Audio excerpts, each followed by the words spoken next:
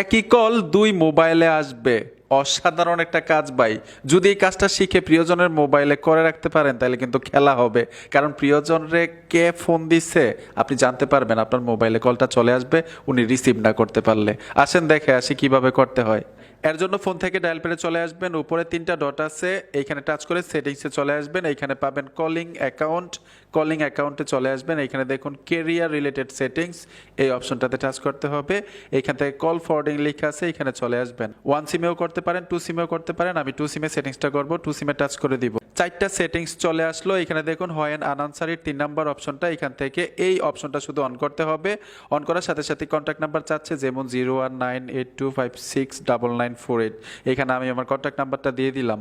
আর এই কাজটা কার মোবাইলে করবেন, কার কন্ট্যাক্ট নাম্বার দিবেন, প্রিয়জনের মোবাইলে গিয়ে এই সেটিংসটা করবেন আর আপনার একটা কন্ট্যাক্ট নাম্বার দিয়ে দিবেন।